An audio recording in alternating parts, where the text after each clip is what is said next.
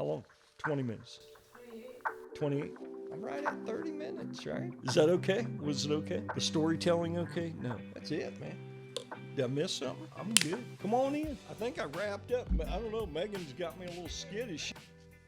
Have you made a decision about your business? Is this just a hobby or are you actually in business? Are you in business to make some money? If you're just joining me, my name is Brad Hogan. I'm talking about business acumen and risking it all, what it takes to succeed. Today, specifically, just talking a little bit about failing your way to success and the art of scrappiness, what it takes to get there. I think the first thing we've got to decide, after the mindset and figuring out exactly what we want to do in business is making the decision, is it really a business or is this just a hobby? Is this something I'm playing around with? When we decide it's an actual business, there's no turning back and we will fail our way to success. I'm not saying the business has to be an absolute failure and you have to go a second, third time. I'm just talking about incrementally through the whole thing. My father, business guy, corporate guy, he has friends on Wall Street. He's taught us, me, my brother, my sister, the difference between the guys that long term have money and the guys that don't are the guys that know when to get out. So he has a friend. And his friend's name is Nick. I remember going to New York City as I don't know, I was probably in my teen years, late teens. And man, that family, I mean, it was limousine everywhere in New York City. We had the best seats to all the shows, etc. And I remember asking my dad, I said, "Are we poor?" And he said, "Why do you ask that?" I said, "Man, what a lifestyle here." Besides that, your friend Nick, why do you guys call him Nick the Pig? And my dad said, "Well, Nick stays in a deal so long. I mean, long after he should get out because he wants all of it. He wants as much gain as he can get. And a lot of times he'll go broke. He stays in a deal so long." There's nothing wrong with getting out of a deal. I use the phrase all the time. I use it with my brother, call it. Just call it. Call it is, say when we need to get out, where we're at, what's going on. You shouldn't stay in something that you don't see the light at the end of the tunnel. If you're not seeing the progress, it has to be measurable. It has to be definable. And you've got to put a timeline on it. You got to know where you're going. Just like I talked about earlier in a business plan is a living document. It's going to change.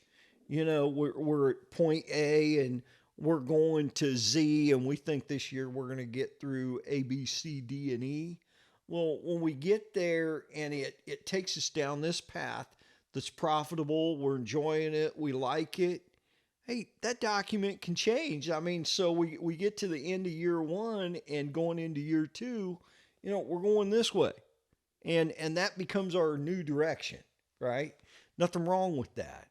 So we get into some things, may or may not be financial. It might be people related. It's not working the way we think it should. Hey, call it. Call it. Say, you know what? This isn't going the way I thought. Let's get back on track. We need to adjust. You learn some things, and that's what I'm calling failing your way to success. Occasionally, it's a business we're in, and this thing isn't what I thought it would be. Let's get out of this and let's do something else. Let's change it up is typically the case. Hey, there's a million ways to do any one thing. I could take 10 computer programmers, put them in a room, give them a simple problem. They would all get the right answer, but all 10 of them would get there a different way. So there's no exact path. There's some fundamentals that don't change, and we need to figure out what those are early on and go down that path.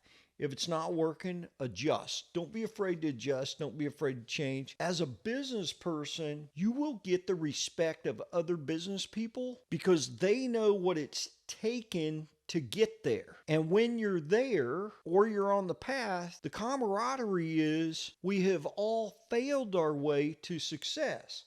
You've taken the knocks, you've taken the bumps, you've been through the stuff. You're there.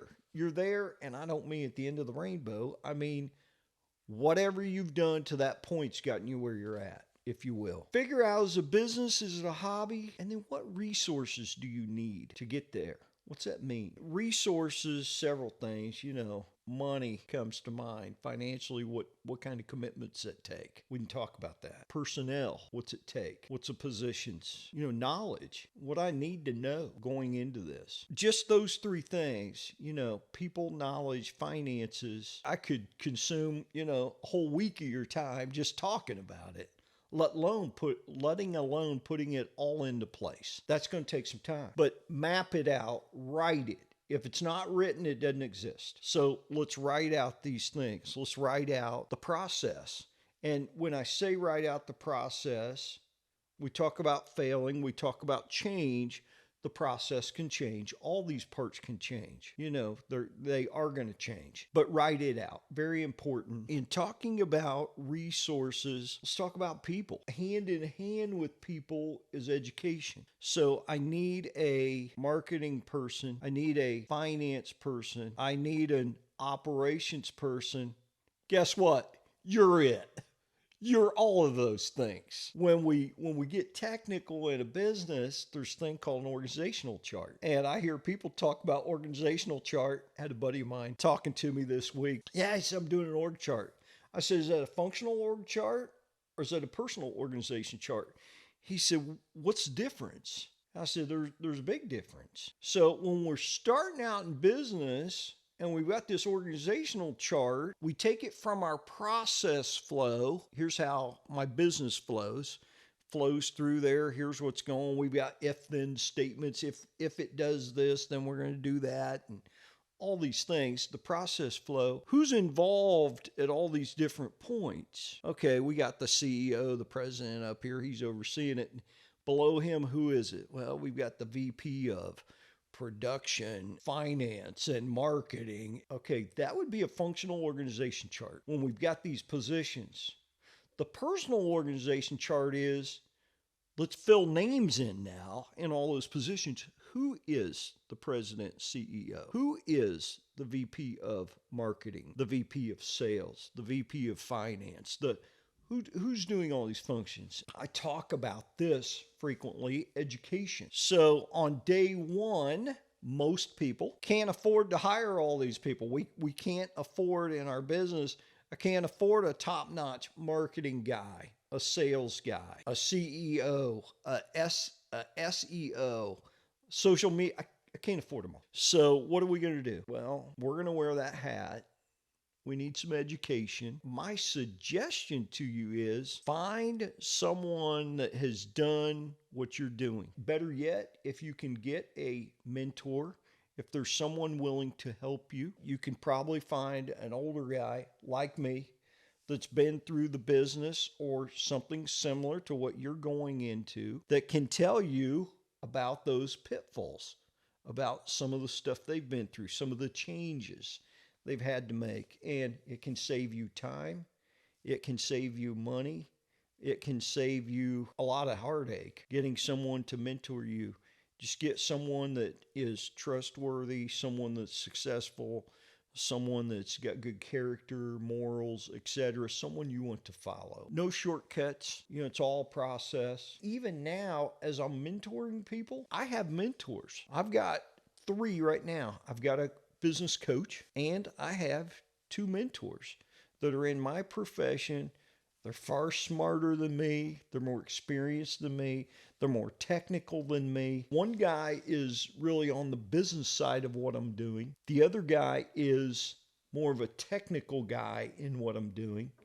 And then my business coach, he pulls stuff out of me that I can't see myself. And it's everything from confidence to processes, etc. Get a mentor, get a coach. Initially, when you're going in to business, one of those key resources is investing in yourself. And you may say, hey, I don't have the money to get a coach today. Okay, read a book. Let's get a book. Maybe someone can recommend reading to you. Maybe it's technical at the point in your life or in your business Or maybe it's just self-help, working on yourself. I was talking to a friend this week, and he had got a phone call to really mentor, meet with, teach a couple guys in the business he's in. He talked to them and said, hey, I'm willing to meet with you. Let's sit over a cup of coffee and figure out what's going on. He sat with them and he asked the two guys, two partners, what's going on? What's up with your business? And they said, we're just stagnant right now. He said, stagnant, what do you mean? He said, it's a slow time. I mean, financially, we're just not moving. We see other people around us in our same business, in our same market. They're thriving, they're growing, they're going forward. We're stagnant. And my buddy asked the first guy, he said, let me ask you something. What's your personal goal? And the first guy said, well, I don't really have a personal goal. I'm all about business. He asked the second guy, what's your personal goal? And he said, 5 million this year. And he said, 5 million. The guy said, yeah, we want to do 5 million in gross revenue this year. Yeah, that's not what I asked you. I asked you what your personal goal is. Well, I don't really have one. Okay. All right.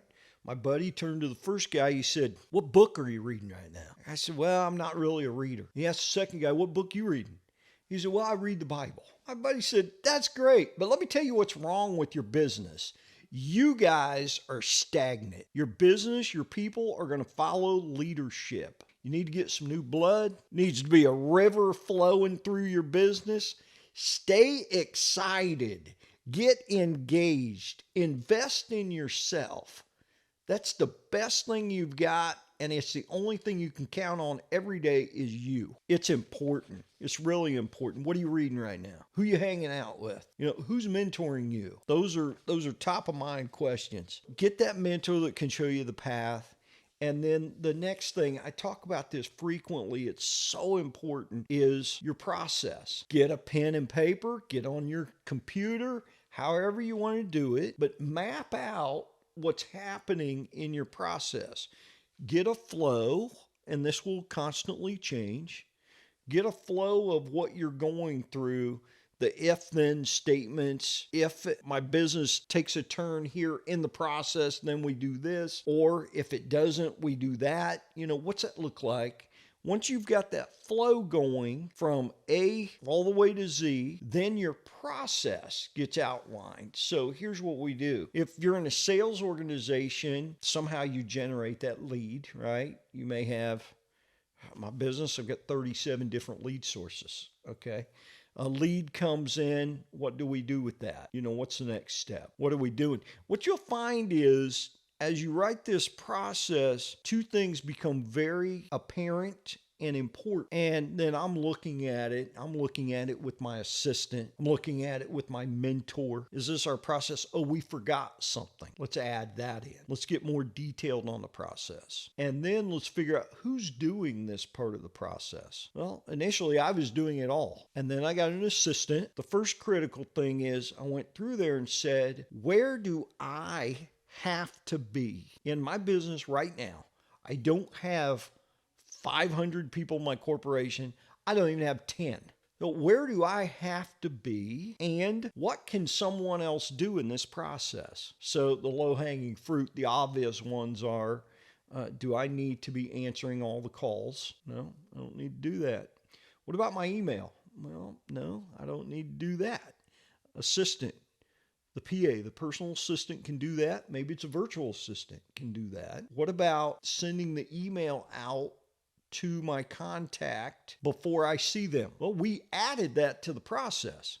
It used to just be, let's call them, let's schedule an appointment. Okay, it's for next Thursday. I show up next Thursday at whatever time and meet with the client or the potential client. What if we send them an email first? There's some stuff you can't say about yourself. If you tell them how great you are, everybody's rolling your eyes. Oh yeah, great.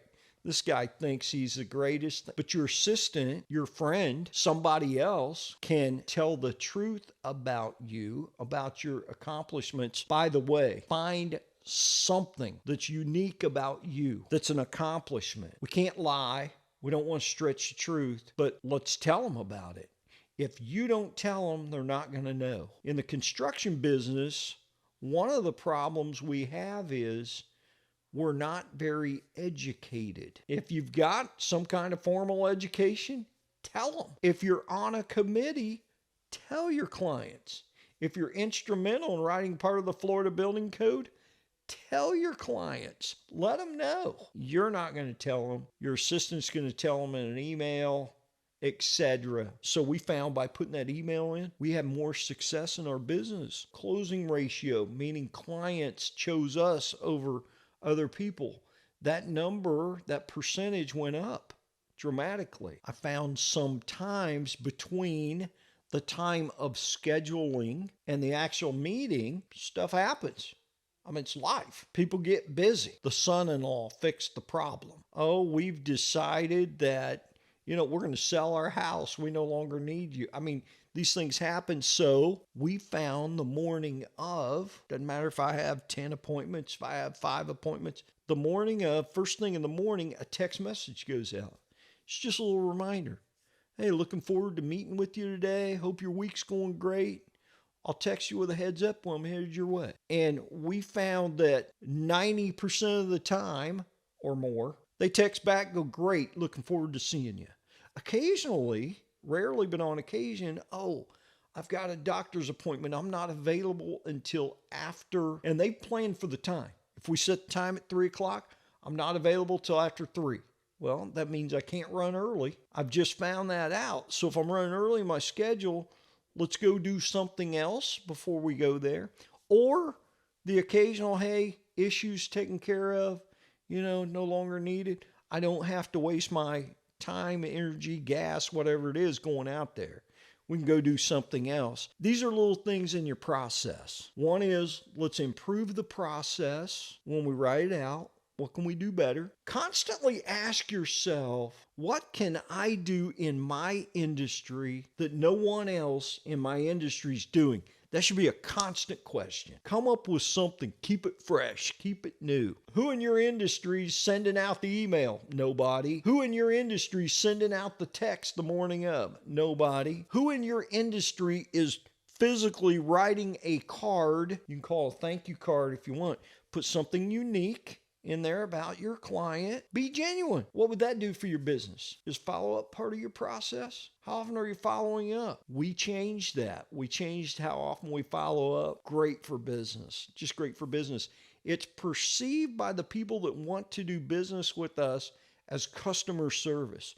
You guys are exceptional. You're over the top. It's all these little things. Where do you need to be? What do you need to be doing?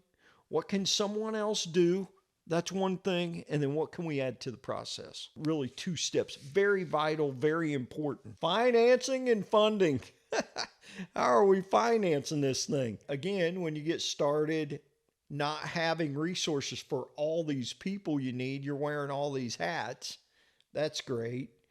What about the actual money it takes to put in? So this is very key to starting the business, and it's the way I prefer to start. We've got the luxury of perhaps building the platform and putting the people in place before we ever turn a buck, before we've ever got that income.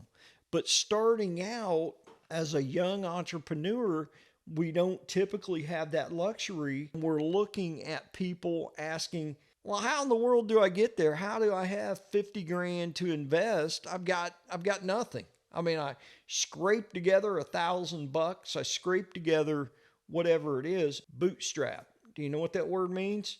Bootstrap means you're going to pull yourself up by your bootstraps. You're going to start small, and we need to get those small wins, those small successes, and roll it into something bigger. A great example here. I've got a daughter, my youngest daughter, is going into real estate. She graduates from college. She has no idea what I'm thinking. She just knows Dad's a business guy. And I told her, when you graduate, we'll sit down, let's get together. We sat down. Tough time to go into the real estate market as a realtor right now. That's in the back of my mind. I don't want to spew any negative towards her. It's not the only reason I did what I'm doing right now with her, but it's one factor. So I sat down with her and said, look, I've got you doing something else over here. We need to get you to $1,000 a week. She's actually got no expenses, no college debt, no car expense, no expenses at all. You just need to support yourself. And I know when I can get her to 1,000 a week, I can get her to 2,000 a week. I explained to her, let's do this thing over here. It will be a constant flow of income. Then you can go do your realtor thing and not be a broke, struggling realtor. My thought about real estate, I've never been a realtor, but my thought is, like so many professions, if you can struggle through it for 2 years and you'll get in there and work really hard, you can be successful. And many businesses are like that. Hey, maybe it doesn't take you 2 years as a realtor. Maybe it takes you longer. I don't know. But let's get in there. Let's have an income and let's do whatever it takes to be successful. I know it takes some investment. The bootstrapping part for you is find something, some niche within your business preferably, that you can do that's going to give you instant income. It's going to give you instant cash flow for your business. So it's going to be a high profit item within your business. And I'm not necessarily talking about something, a physical product that you sell, that may or may not be your business. Maybe it's a service. What is quick turnaround that people are in need of that's profitable? And let's take that income, continue to invest it or make it part of our business over here so that we can grow our business rather than borrowing money. Not saying you can't borrow money, but let's not start out with huge debt. Let's see the cash flow. And of course, there's a difference between starting a business and buying a business that's currently cash flowing. Today, I want you to get out there and just fail your way to success. Proud of you guys. Love you guys.